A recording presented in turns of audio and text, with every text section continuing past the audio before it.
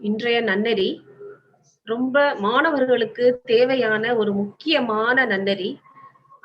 நம்மளுடைய missile of India doctor APJ Abdul Kalam அவர்கள் சொன்ன small aim is a big crime. அதாவது குறிக்கோள் அப்படின்றது உயர்ந்ததா இருக்கணும். நிறைய இப்ப தேர்வு எழுதக்கூடிய மாணவர்கள் இருக்கீங்க. 10th பிளஸ் 2 மாணவர்கள்.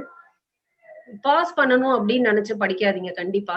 நல்ல மார்க்ஸ் வாங்கணும். 100 வாங்கணும் அப்படின்னு நினைச்சீங்கன்னா தான் ஒரு 80ஆவது வாங்க முடியும். இத நல்ல நினைவுல நிறுத்திக்கோங்க. அப்துல் கலாம் ஐயா அவர்கள் அததான் சொல்லியிருக்காங்க. Small aim is a big crime. உங்களுடைய இலக்கு உயர்ந்ததா இருக்கணும். அதுக்கு ஒரு சின்ன உதாரணம் சொல்லி நான் முடிச்சுக்கிறேன். நம்ம 2011ல ஒரு ஒலிம்பிக் நடந்தது. எல்லாருமே ஸ்போர்ட்ஸ் பாக்குறவங்களா தான் இருப்பீங்கன்னு நினைக்கிறேன். குழந்தைங்க எல்லாமே பாப்பீங்க. சோ ஜமைக்கா வீரர் ஹுசேன் போல்ட் வந்து அந்த பந்தயத்துல கலந்துக்கிறதுக்காக வந்து நிக்கிறாரு. கன் ஷாட் கொடுத்த உடனே அவர் என்ன பண்ணிடுறாருன்னா, அந்த ஃபவுல் கோட்டை தாண்டி கால வச்சிடுறாரு. சோ போட்டியில இருந்து வெளியேற சொல்லிட்டாங்க. வெளியில போயிடுறாரு. அதே ஜமைக்கா வீரர் ஹுசேன் போல்ட் அவர் என்ன பண்ணாரு அப்படின்னா 2012ல அந்த ஜமைக்கா கொடிய போத்திக்கிட்டு வாடிவாசல்ல வந்து நிக்கிற ஜல்லிக்கட்டு கால மாதிரி வந்து நின்னாரு. அவருடைய பார்வை எங்க இருந்தது அப்படின்னு பாத்தீங்கன்னா, நிறைய குழந்தைங்க கிட்ட நான் ஒரு மோட்டிவேஷன் ஸ்பீச்ல ஒரு ஸ்கூல்ல பேசுறப்ப கேட்டா நிறைய குழந்தைங்க நிறைய விதமா ஆன்சர் பண்ணாங்க. ஒரு குழந்தை சொன்னது பக்கத்துல ஓடுறவன் எப்படி ஓடுறான் அப்படின்னு பார்த்திருப்பாரு அப்படின்னு. இன்னொருத்தர் அந்த இலக்கு எங்க நம்ம வந்து கோல்டு மெடல் வாங்குறதுக்காக அந்த இலக்கு எங்க இருக்கு அத நோக்கி அவருடைய பார்வை இருந்திருக்கும்னு ஒரு குழந்தை சொன்னது. இன்னொரு குழந்தை என்ன சொன்னதுன்னா நம்ம கோல்டு மெடல் எப்படியாவது வாங்கணுங்கிற வெறி அவருடைய கண்கள்ல இருந்திருக்கும் அப்படின்னு சொன்னாரு.